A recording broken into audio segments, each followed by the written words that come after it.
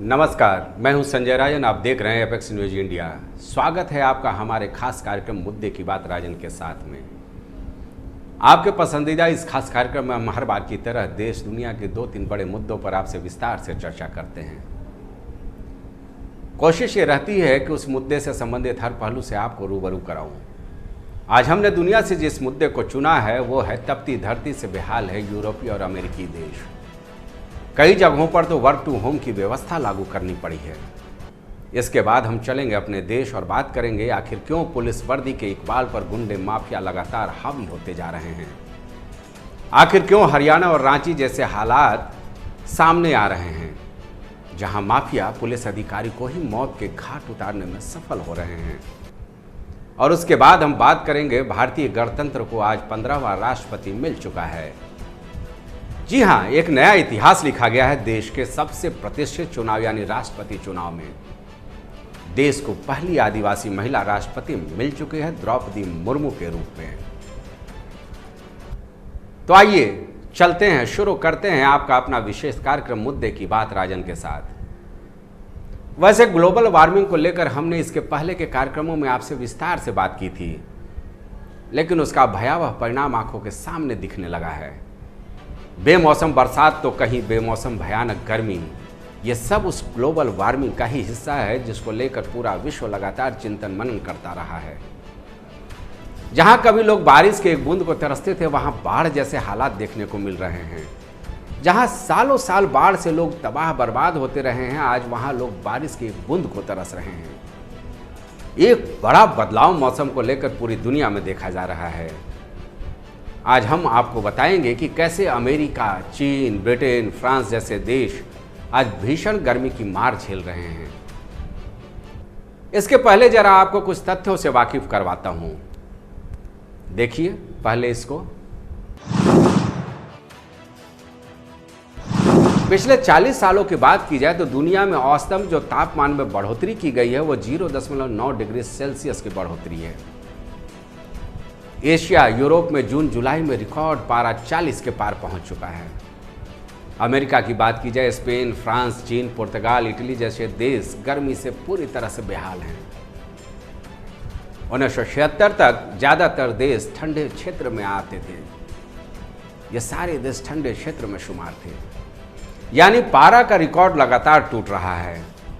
मैं देख रहा था, अखबारों में पढ़ रहा था, चौंकाने वाली बातें सामने नजर आ रही थी। ब्रिटेन जैसे ठंडे देशों में पारा पहली बार 40 डिग्री सेल्सियस के पार पहुंच गया। वहां के हालात इतने नासाज हो गए हैं कि वहां सरकारी कार्यालयों में वर्क टू होम की व्यवस्था लागू करनी पड़ी है। यहां तक कि ब्रिटेन के इतिहास में यह पहली बार हुआ कि गर्मी को लेकर वहां राष्ट्रीय आपदा घोषित करनी पड़ी है। दरअसल इतनी गर्मी कभी वहां के बाशिंदों ने देखी ही नहीं। फिर सहन करने की क्षमता का आकलन आप खुद कर सकते हैं। गर्मी इतनी हो गई है कि फ्रांस, स्पेन, पुर्तगाल जैसे कई देशों में जंगलों में भीषण आग का मामला देखा जा रहा है। अब इन देशों के महकमे की चिंता इस बात को लेकर है कि कहीं गर्मी से मौतों का सिलसिला ना शुरू हो जाए। पहले ही कोरोना ने कहर मचाकर लाखों लोगों की जीवन लीला छीन ली है। जानकार बताते हैं कि ब्रिटेन की स्थिति अभी जो चल रही है वो सहारा रेगिस्तान से भी बदतर है। कई क्षेत्र ऐसे हैं जो सहारा रेगिस्तान से भी बदतर हो गए हैं गर्मी के मामले में। इनमें आप नाम ले सकते हैं हैम्पशायर का, ऑक्सफोर्डशायर का। यहाँ सारे स्कूल कॉलेज बंद करने पड़े हैं गर्मी की वजह से। अमेरिका में करीब 5.58 करोड़ लोग यानी कुल आबादी की 17% हिस्सा गर्मी की चपेट में है। मौसम विभाग के मुताबिक इस हफ्ते के मध्य तक दक्षिण पश्चिम और मिड वेस्ट में खतरनाक स्तर की गर्मी का अनुमान है। आगे स्थिति और खराब हो जाएगी। अमेरिकी राष्ट्रपति जो बाइडेन देश में क्लाइमेट इमरजेंसी लगाने पर विचार कर रहे हैं, यानी यहां भी आपात की घोषणा करने की तैयारी चल रही है। स्पेन में अभी तक करीब 22 हेक्टेयर जंगल आग में जल चुका है। स्पेन में पारा रिकॉर्ड 44 डिग्री के पार पहुंच चुका है। बाकी हिस्सों में औसतन रिकॉर्ड जो तापमान है वो 40 डिग्री के आसपास, यानी एक के बाद एक नया कीर्तिमान बना रहा है। बड़ी आबादी तपती धरती के कारण मुसीबत के दौर में है। पुर्तगाल की बात की जाए, पारा पहली बार 47 डिग्री के पार पहुंच गया है। इस तपिश से चीन भी अछूता नहीं रह गया है। मैं देख रहा था संघाई में तो हीट वेव को लेकर लोगों को चेतावनी तक दे दी गई है। यूरोपीय देश फ्रांस की बात की जाए तो वहां भी गर्मी की वजह से हालात बहुत नासाज हो चुका है। अभी तक रिकॉर्ड 33 डिग्री का तापमान इस साल जुलाई में रिकॉर्ड किया गया है। कहां इन देशों में तापमान अधिकतम 20 से 22 डिग्री हुआ करता था, अब ये 33 डिग्री के पार हो रहा है। हालात बिल्कुल नासाज है। मसला इतना गंभीर है कि इस तरह के आए मौसम में बदलाव से यूएनओ तक के कान खड़े हो गए हैं। यूएनओ के महासचिव एंटोनियो गुटेरेस ने हीट वेव और बढ़ती गर्मी की वजह से जंगलों में भीषण आग के मामले पर चिंता जताई है। गुटेरेस ने तो यहां तक कह दिया है कि हीट वेव की वजह से आधी मानवता सामूहिक आत्महत्या के मुहाने पर पहुंच गई है। यानी बिल्कुल एक इंसानियत के लिए सुसाइडल पॉइंट जैसा हो रहा है। इस गंभीर मामले को लेकर गुटेरेस ने 40 देशों के मंत्रियों की बैठक में मौसम में आए बदलाव की वजह से जगह जगह बाढ़, सूखा, तूफान और जंगल की आग को सारी दुनिया के लिए एक बड़ी चुनौती करारते हुए जीवाश्म ईंधन के कम से कम इस्तेमाल की वकालत की है। बहरहाल मामला ये काफ़ी गंभीर है। अपने देश के भी हालात इससे अछूता नहीं है। आपने देखा है, महसूस भी किया है कि अपने देश में भी गर्मी किस तरह से अप्रैल महीने से ही सारे रिकॉर्ड तोड़ रही थी। जून और जुलाई में भी मौसम ने कैसे करवट बदला है ये आपने भी महसूस किया होगा। गुजरात और राजस्थान, मध्य प्रदेश में बाढ़ के हालात है तो वहीं कई राज्य अभी बारिश का इंतजार कर रहे हैं। पूरा का पूरा साइकिल ही बदल गया है मौसम का। ये वाकई चिंता का विषय है और हमें लगता है कि मौसम के इस बदलाव के लिए जिम्मेवार कारणों पर देश की सरकारों को और विश्व संगठनों को कुछ न कुछ ठोस कदम जरूर उठाना चाहिए, वरना मानवता पर संकट का गहराना लाजमी है। मैं एक आर्टिकल पढ़ रहा था जिसमें चिकित्सा जगत के विशेषज्ञों का साफ तौर पर कहना था कि गर्मी को लेकर आए मौसम के बदलाव से मानसिक तनाव और हृदय रोग जैसे घातक मरीजों की संख्या में लगातार इजाफा देखने को मिल रहा है। अब आप समझिए कि हमारे मनीषियों में से एक हुए थे स्वामी दयानंद सरस्वती, जिन्होंने मूल मंत्र दिया था बैक टू वेदास, यानी वेद की ओर लौटो। वेद का अध्ययन करेंगे तो उसमें मानव के अस्तित्व के लिए जीव जंतुओं से लेकर पूजा उपासना तमाम बहुमूल्य जानकारी दी गई है, जिसके प्रासंगिकता को आज पूरा विश्व मानने पर विवश है। सारे विश्व को यह समझना होगा कि भौतिकवादी संसाधनों को हासिल करने के लिए प्राकृतिक संसाधनों का भरपूर दोहन करने से बचना होगा, वरना पूरी दुनिया विनाश के कगार पर पहुंच जाएगी। एक जिक्र और करना चाहूंगा, काफी इंटरेस्टिंग है। जाने माने भविष्य वक्ता हुए हैं नोस्ट्राडामस, इनका नाम आपने भी सुना होगा। इन्होंने मौसम के बदलाव को लेकर के जो भविष्यवाणी की थी वो वाकई आज हकीकत में नजर आने लगा है। 2022 में परमाणु बम फटेगा, इसकी वजह से जलवायु में बड़ा परिवर्तन होगा। ये नोस्ट्राडामस ने अपनी भविष्यवाणी में कहा था। रूस, यूक्रेन और चीन की विस्तारवादी नीति में हर दिन इस बात की संभावना दिखती है कि कभी भी एटॉमिक वार हो सकता है। नोस्ट्राडामस ने यह भी भविष्यवाणी कर दी थी कि एस्टेरॉयड की वजह से धरती पर तबाही आएगी। वो हो ही रहा है। समुद्र में बड़ी बड़ी चट्टानें गिरेंगी, भयावह लहरें धरती पर तबाही मचाएंगी। ये भी आप देख रहे हैं। अभी हाल ही में अमेरिका में जो समुद्री तूफान आया, समुद्र के जल स्तर में बढ़ोतरी होगी जो मानव जाति के लिए भी भारी नुकसान लेकर आएगा। ये तमाम चीज़ें ऐसी हैं जो वाकई हकीकत में देखने को मिल रही है। अब आप समझिए, ये भविष्य वक्ता हैं जिनकी अब तक की गई 85% बातें बिल्कुल सच साबित हुई हैं। तो समझ लीजिए, अगर दुनिया के शक्तिशाली राष्ट्र अगर कोई ठोस पहल नहीं करते हैं और हर एक इंसान प्रकृति के साथ छेड़छाड़ से परहेज नहीं करता है, तो फिर हालात को बेकाबू होने से रोका नहीं जा सकता है। अब लेना होगा एक छोटा सा ब्रेक के उस पार हम चलेंगे और बात करेंगे देश में आखिर क्यों पुलिस वर्दी का इकबाल इतना कम हो गया है कि वर्दी पर अब माफिया, गुंडे हावी होते जा रहे हैं। आखिर कैसे गुंडे, माफियाओं और सोहदों के हौसले इतने बुलंद हो गए हैं कि हरियाणा, रांची और आनंद में वर्दीधारियों को मौत के मुंह में जाना पड़ रहा है।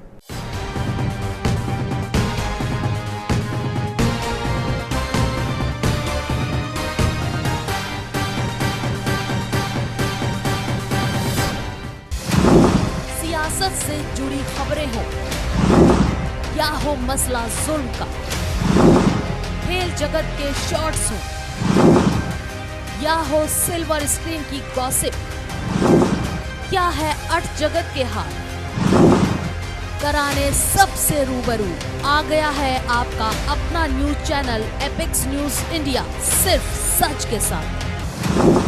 मानवता को कराहने से रोकने, मजलूमों के सपनों को पिरोने, सिसकते परिवार में खुशियां लाने, बदलते समाज को खुशियों से रंगने, खबरों की ढेर से सही खबर लेकर आ गया है आपका अपना news channel Epics news India, सिर्फ सच के साथ।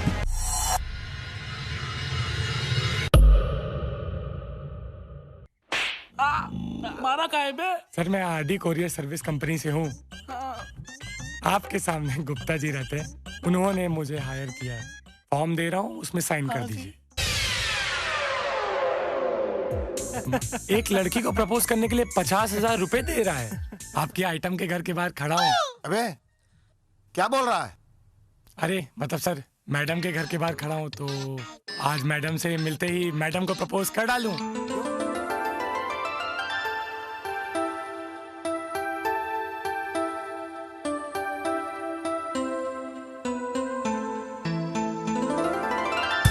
हाँ हेलो, मैं वरुण बोल रहा हूँ। अरे प्रीति से बात हुई क्या? हाँ मिला सर। क्या पटाखा है सर। लड़की माल है माल, ऐसी लड़की सिंगल हो ही नहीं सकती है। उसने तुमको अपना नंबर दिया क्या? देखो, अपने काम से काम रखना और ज्यादा फालतू बात ना करना, समझे? और याद रखना कि तुम ये काम मेरे लिए कर रहे हो। ओ भाई, मुझे कोई शौक नहीं है तेरी आइटम से। हाँ यार, लड़की बवाल है। क्या आप सिंगल हैं? I mean, या कोई बॉयफ्रेंड या? अगर मैं मैरिड होती तो क्या इतनी रात में मैं आपको अपने घर बुलाती?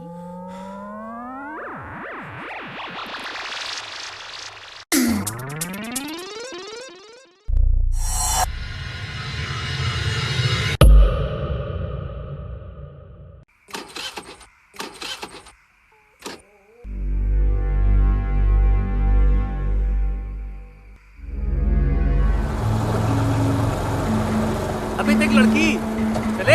हाँ चल। ऐसी सुनसान सड़क पर अकेली लड़की खुली तिजोरी की तरह होती है। कहिए तो कुछ मदद कर दे।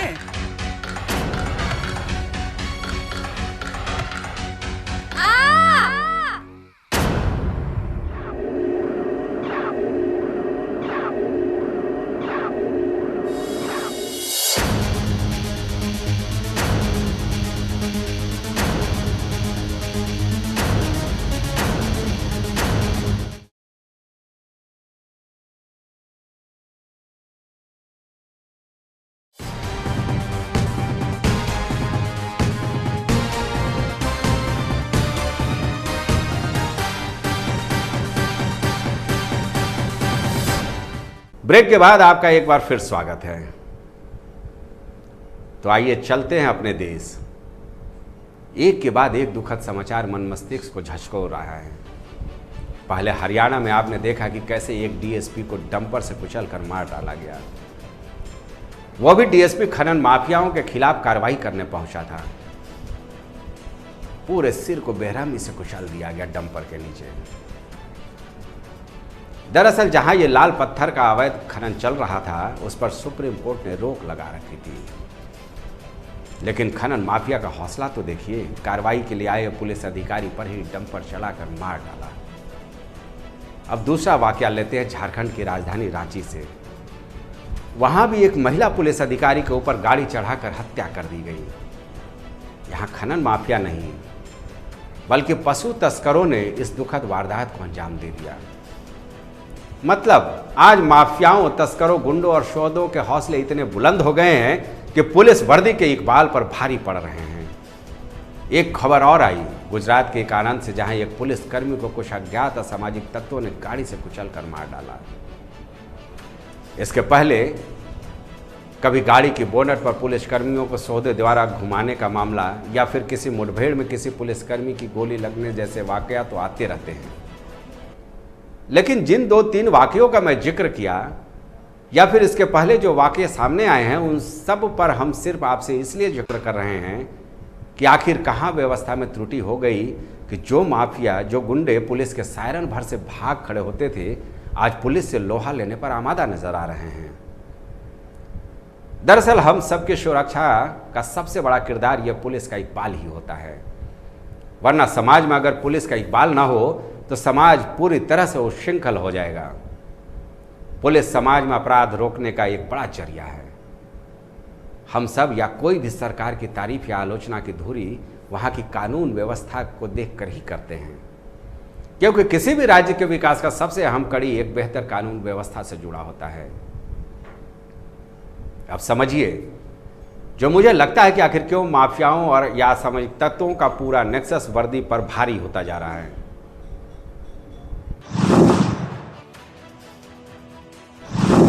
जो पॉइंट मैंने तैयार किया है, सबसे पहले गुंडे माफियाओं को मिलने वाला राजनीतिक साह, इसको लेकर के तमाम तरह की चर्चाएं समय समय पर होती रही हैं। कई उदाहरण भी मिले हैं अपराध के। पुलिस के भीतर ही भरे हैं विश्वासघाती, यानी पुलिस बल में जो ईमानदारी की बात होती थी अब वो रही नहीं। पुलिस कर्मियों के जो दोस्त हैं, उनके जो सहकर्मी हैं, अब वही इन जितने माफिया हैं, गुंडे हैं, उनसे मिलकर के विश्वासघात करते हैं। गिरोहों का अंतर्राज्यीय नेक्सस, एक राज्य में एक गिरोह के सदस्य आते हैं, यहाँ अपराध करके दूसरे राज्य में पलायन कर जाते हैं। अब पुलिस जो है आपस में ही उलझी रहती हैं कि कौन से राज्य की पुलिस क्या कार्रवाई करे। पुलिस कर्मियों का चारित्रिक पतन, इसको लेकर के भी तमाम चर्चाएं होती रही हैं। कई ऐसे वाक़े आते हैं सामने जिसमें वर्दी कई बार दागदार होती है, और सरकारों की कमजोर इच्छा शक्ति ये सबसे महत्वपूर्ण बिंदु है। ये वो बिंदु है जिस पर आप गंभीरता से विचार करेंगे तो मेरी बातों को आप आसानी से समझ सकेंगे और सहमत भी होंगे। कई ऐसे वाक़े हुए हैं जिसमें खुलकर सियासतदानों ने बड़े बड़े अपराधियों को राजनीतिक संरक्षण देकर बाहुबली बना दिया, और हालात इस हद तक पहुंचा कि आज वो संसद से लेकर विधानसभा में हमारे बतौर प्रतिनिधि पहुंच चुके हैं। जब ऐसे असामाजिक तत्व ये मान बैठते हैं कि उनके आका सफ़ेदपोश कोई नेता या मंत्री है, तो फिर उनमें पुलिस इकबाल को लेकर कोई दहशत होने की बात ही सोचना बेवकूफ़ी है। इसके बाद हम बात करेंगे पुलिस बलों के भीतर ही इन गुंडे माफियाओं के जो सहकर्मी हैं, जो दोस्त हैं, वो विश्वासघाती हैं, उनकी एक बाढ़ सी आ गई है। यूपी के उन्नाव में जो वाकया हुआ था, कुछ अधिकारी के विश्वासघात से कितने पुलिसकर्मी मारे गए थे विप्रोकांड में, ये आप सब जानते हैं। मेरे इस तर्क को साबित करने के लिए ये जो वाकया था यही काफ़ी है। आज ऐसे विश्वासघातियों ने भी पुलिस इकबाल को बहुत बुरी तरह से प्रभावित किया है। पुलिसकर्मियों में चारित्रिक और नैतिक पतन से भला कैसे इनकार किया जा सकता है। आए दिन ऐसी खबरें सुर्खियों में होती हैं जहां कुछ पुलिसकर्मियों की गंदी हरकतों से, गंदी करतूतों से वर्दी दागदार होती रही है। चाहे थाने में घुसखोरी की बात कही जाए या फिर अवैध कामों में जमकर धन वसूली, ये सब रूटीन बन चुका है। और ऐसी खबरें तो दर्जनों की संख्या में आपको हफ्ते भर में देखने को मिल जाएंगी। और आखिर में हम बात करेंगे सरकारों के ऐसे माफियाओं और गुंडों के खात्मे को लेकर कमजोर इच्छा शक्ति की। आज यूपी के मुख्यमंत्री योगी आदित्यनाथ या फिर पूर्व मुख्यमंत्री रही मायावती के फार्मूले को लेकर हर तरफ प्रशंसा होती है। इन्होंने जिस तरह से गुंडे और माफियाओं के खिलाफ मुहिम चलाई, या तो गुंडे माफिया मारे गए या फिर उत्तर प्रदेश से पलायन कर गए। यही स्थिति पूर्व मुख्यमंत्री मायावती के कार्यकाल में भी देखने को मिला, और मौजूदा जो मुख्यमंत्री हैं योगी आदित्यनाथ के कार्यकाल में भी ये देखा जा रहा है। मैं तो खुद यूपी में गुंडे माफियाओं को चुन चुनकर मारने की मुख्यमंत्री योगी आदित्यनाथ के फरमान की तारीफ करता हूं। बाबा फार्मूला आज पूरे भारत में चर्चा का विषय बना है, लेकिन यह फार्मूला दूसरे राज्यों में देखने को नहीं मिलता है। बेहद अफसोसजनक है। और अगर ऐसा नहीं किया गया तो जो बिंदु मैंने उठाया है उस पर अमल नहीं किया गया तो वाकई पुलिस वर्दी के इकबाल पर संकट के बादल गहराएंगे ही, जो किसी भी राज्य या समाज के बाशिंदों के लिए भी शुभ संकेत नहीं कहा जा सकता है। और फिर जो कुछ हरियाणा में हुआ है या फिर झारखंड की राजधानी रांची में हुआ है, इस तरह की घटनाओं को रोक पाना मुश्किल होगा। मजबूरी है एक छोटा सा ब्रेक लेने की, जाइएगा कहीं नहीं, बस यूं गया और यूं आया।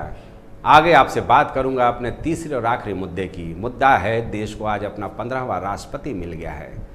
एक नया इतिहास भारतीय गणतंत्र में बन चुका है। देश को पहली आदिवासी महिला राष्ट्रपति मिल चुकी है द्रौपदी मुर्मू के रूप में।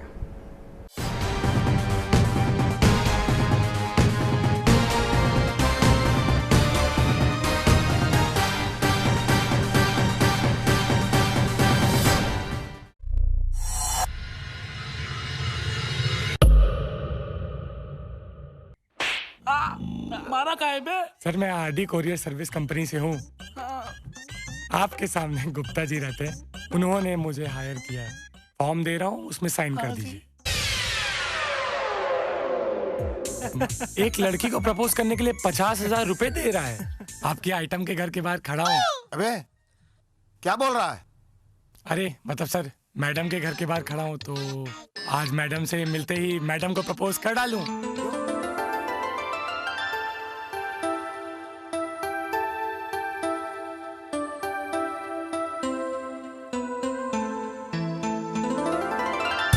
हाँ हेलो, मैं वरुण बोल रहा हूँ।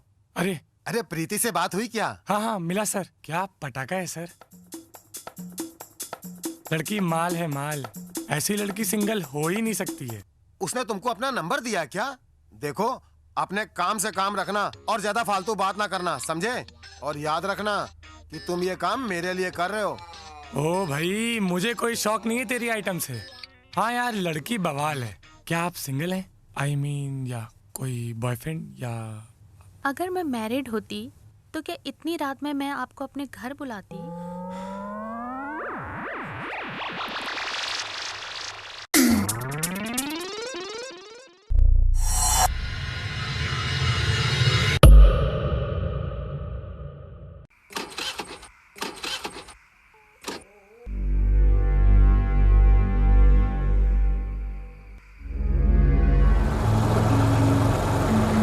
अबे देख लड़की, चले। हाँ चल। ऐसी सुनसान सड़क पर अकेली लड़की खुली तिजोरी की तरह होती है। कहिए तो कुछ मदद कर दे।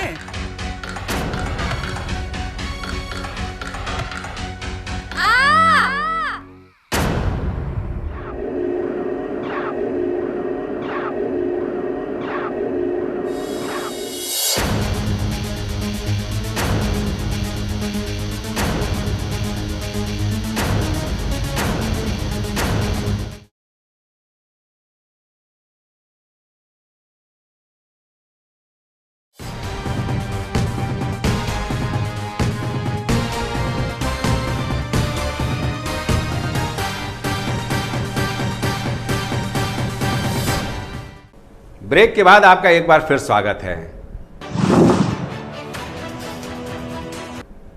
तो चलिए, एक अद्भुत जश्न है, हर्षोल्लास है भारतीय गणतंत्र में। अब देश की पहली नागरिक बन चुकी हैं आदिवासी महिला समाज सेवी, शिक्षिका और राजनेता द्रौपदी मुर्मू।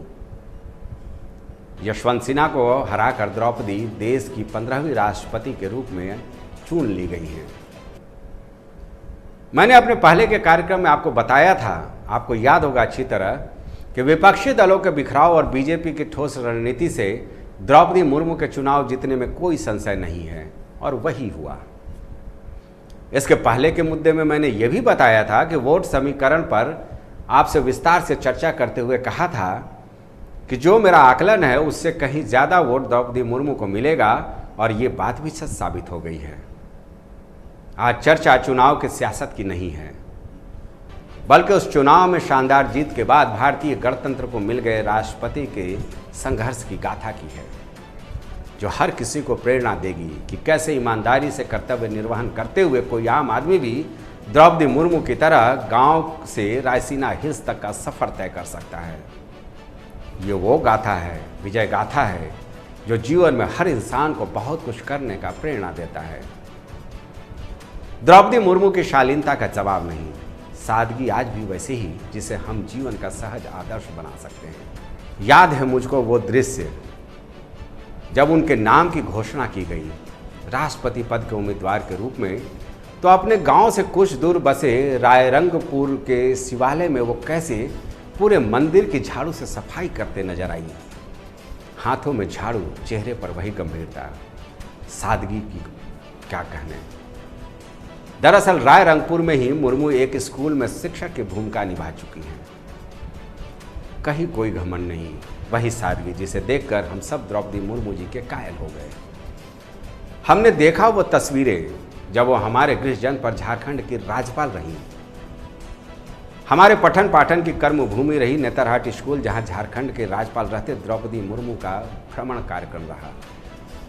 कुछ तस्वीरें हमारे विद्यालय की ओर से साझा की गई हैं, आप भी देखिएगा, उसे मैं आपको दिखाऊंगा भी। यहाँ भी वही सादगी।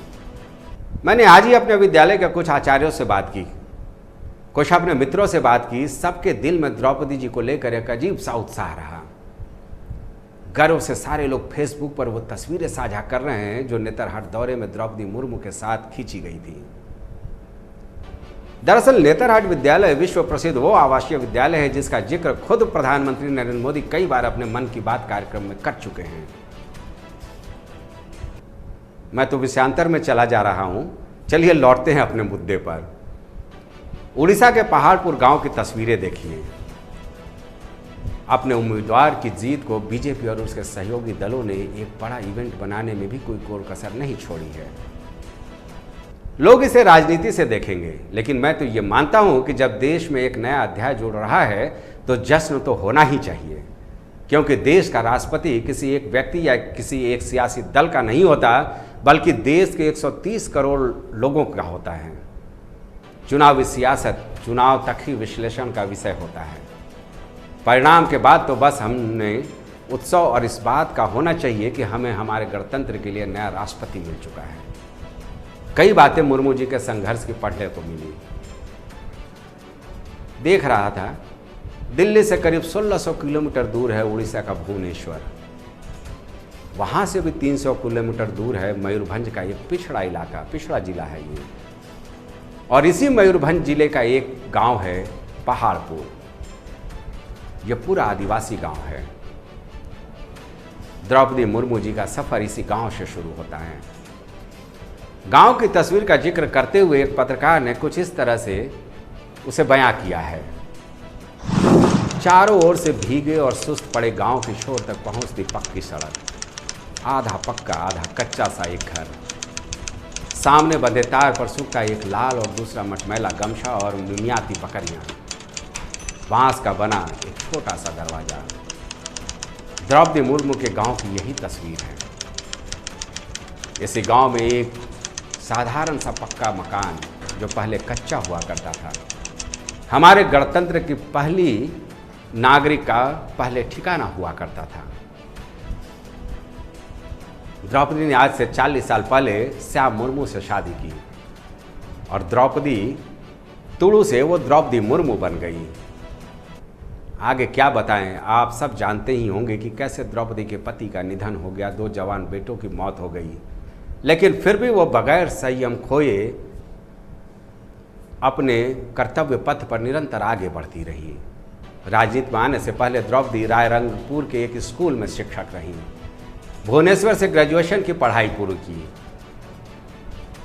अपने समय कॉलेज पहुंचने वाली अपने गांव की वो पहली महिला थी। सोच सकते हैं कितना पिछड़ा इलाका रहा होगा ये पूरा पहाड़पुर। आज भुवनेश्वर से रामा देवी वुमेन्स कॉलेज में भी जश्न का माहौल है। एक गरीब परिवार में पली बड़ी द्रौपदी मुर्मू आज देश का सबसे प्रतिष्ठित चुनाव जीत चुकी हैं। अब भारत की वो 15वीं राष्ट्रपति बनने जा रही हैं। जश्न का माहौल है। विरोधी खेमे में थोड़ा तनाव है, लेकिन एनडीए इस जीत पर विजय जुलूस निकालने की पूरे देश में तैयारी कर रही है। बीजेपी के राष्ट्रीय अध्यक्ष जेपी नड्डा ने इस बात का ऐलान भी कर दिया है। आज द्रौपदी मुर्मू के राष्ट्रपति बनने के बाद ऐसा महसूस हो रहा है जैसे वाकई भारतीय गणतंत्र और लोकतंत्र का दुनिया में कोई सानी नहीं है। द्रौपदी कभी सोच भी नहीं सकती थी कि उनके राजनीति का अंतिम पड़ाव रायसीना हिल्स होगा।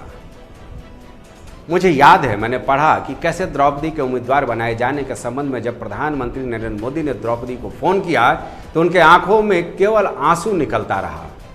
वो इतनी भावुक थी कि प्रधानमंत्री नरेंद्र मोदी को धन्यवाद तक नहीं बोल पाई। चलिए, नया राष्ट्रपति, एक नया इतिहास और भारतीय गणतंत्र का एक नया अध्याय शुरू हो गया है। तो ये था आज का हमारा विशेष कार्यक्रम मुद्दे की बात राजन के साथ। आज बस इतना ही, मिलेंगे आपसे कुछ और बड़े मुद्दों के साथ। फिलहाल मुझे दीजिए इजाजत, तब तक के लिए नमस्कार।